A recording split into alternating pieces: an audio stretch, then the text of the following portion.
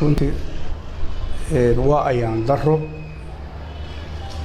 dalko inuu hore u kacay la rabay amba laga shaqeynayay in dib u dhac asu ku yimaado waxa muuqata dib u dhac inuu ku yimid dalka Soomaaliya cadow kale awalan oona heestay oo shabaab haysay dalka hagardaamooyin kale inay jireen laakiin cidii wakiilka dalka looga dhigay ayaa hadda dib u dhaca dalka ugu badan ayaa u geysatay doorashadii waad ogtihiin sidii lagu doortay madaxweynaha Soomaaliya caleemo qoyanaa lagu soo dhaweeyay labadii madaxweyne dalkan ugu horeysay oo la tartamaysay doorashadii ugu guuleystay labada gacnood iyagoo ka haaya ayayna yireen xilka Allah kula garab garo ummadaha kalena way soo dhaweeyeen oo Soomaaliya waxa muuqata madaxweynihii inuu sidii lagu doortay sugan dalka taaka ku dirin inuu dib u soo xumaado maahan andana doorashadii asu diiday maamul goboleedyadii soo hadii isu yimaadeen waa doctiino waa lagu soo kala tagay galmudug madaxweynuhu asuga eedaas lahayo ka soo kacay keemada qofta weyn inay sugto mas'uuliyadu saarantaa wax walba ha ku yimaadeen inay iyada dul qaadataa fiican madaxweynuhu uu ka soo tagay maamul goboleedyadii mashiin ku taagan iyo gobolka Banaadirba afasoonaha la isugu tagaa la yiri beesha caalamku isugu tagaano tiri wuxuu beesha caalamku ma noo imaanayso sidaad ogtihiin maamul goboleedyada qayb kamid waxay yiraahdeen hadalkaaga ku imaamayno adiga way saluugeen beesha caalamka u yeertay taagandada la isugu tagaalay shirka wuxuu beesha caalamku ka qayb gelin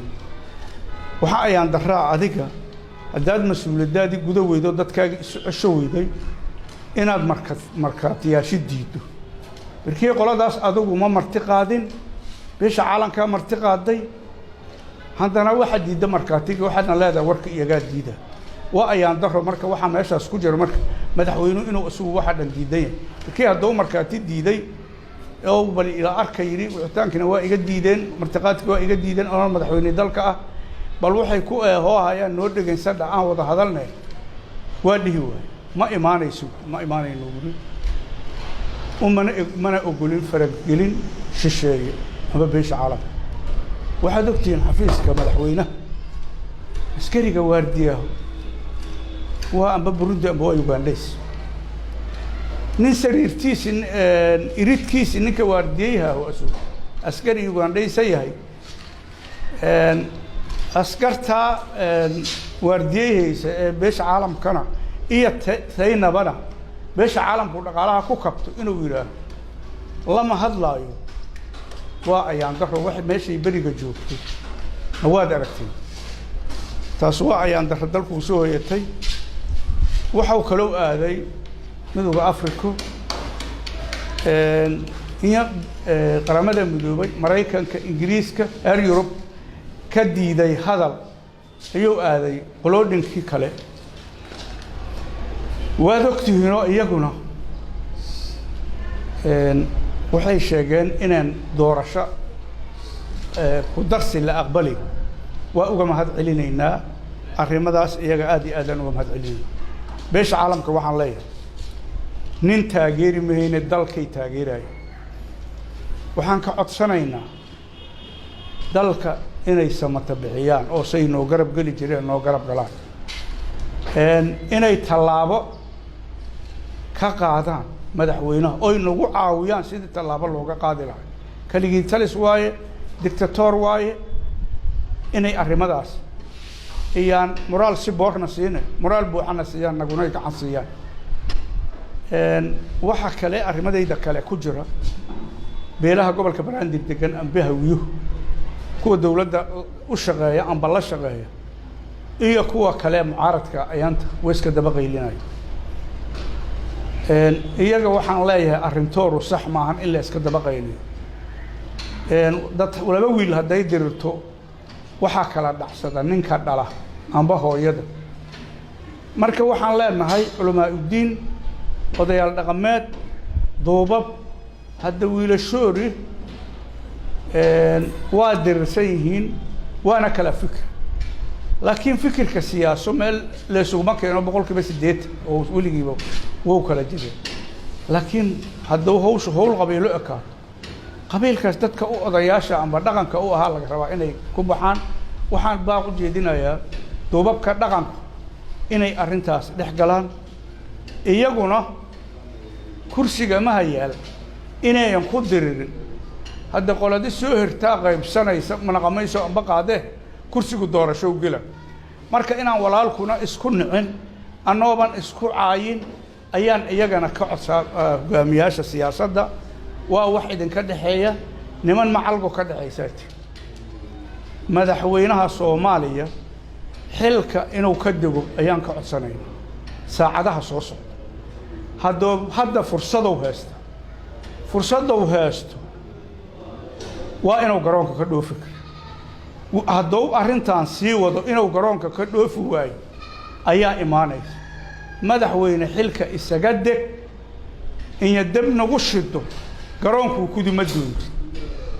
garoonka waa laga celinaa ciidamada jooga garoonkana oo nabad ilaalinta u joogana inaan waxaan ka codsanaynaa inaan garoonka nin dab dalka ku shida asan ka dhoof oo ka celiyaan meesha waa la iskula dhibtooha laakiin waaga madaxweynaha fursada u banaan waxaan la hadlayaa xil asaylaan la hadlayaa ra'iisul wasaaraha xilkoodu asaydu 4 bilood ay ku dhacdo ra'iisul wasaaruhu 4 bilood waaye xilkiisu waajibaadkiisi waa guda waaye beesha caalamku waa tiri Soomaalida siyaasiyiintu waa tiri waajibaadka guda xil asayleena fursad waa gifta asaguna heeska casilo xilku taas intaasaan ugu gudbaa saddex niman la hadlaa mar waa qoorqoor cali guulaawe عمر فيلش ولا لا يلو هل فرصدان رئيستي وحي كلا waa soo baar daraysi madaxweynuhu ninkoo magacaabay iyo ninkoo doorasho la qaabshaba hada wax deganay ahay madaxweynuhu weydin la shaqeeyay gacan weydin siiyay doorashaad ku gacan sii kartay laakiin afgambi kuma gacan sii kartay wala la yaalo madaxweynaha la hadla in isu tagtiin war la yaqaanona haydan ka soo baxay waxa labay hayso sida asugu hadaad walax la yaqaan sida asugu wala diraa in la idin la diro anigu sidaasaan leh aadna dagaalka uma jecel handana walaalahay igama mudntaas laakiin dadkoora iyo dalkoora hadayaan u hiilinay oo ninka daba dukanayaan dictator hada hawshu waxay tagaysaa marka meeshan laga celi karin marka waxaan leeyahay xilalkay haayaan dadkay u haayaan wuxuu qabaa inay iscadeeyaan waliba beriga dalka iyo dadka u hiiliyaan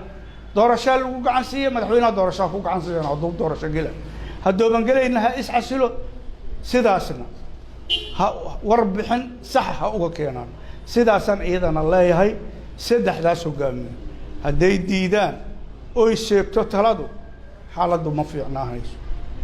waxaan leeyahay ciidamada dalka ha joojiyaano xabadaha dhacaya dhamaanba ha joojiyaan shabaabkana deegaamada yaan loo soo banayn waxaad isku dhantihiin xoog gudahana jooga dibaddana difaac marka laakiin xigmadii aan la idinka raba waxaan idinku biiraa inaan la soo banayn goobaha oon cadawga loo soo banayn aad iyo aadna u mahadsantihiin warsaxaafadkaygu meeshaasaan ku soo gabagabay wixii su'aalaadana waa la weydiin karaa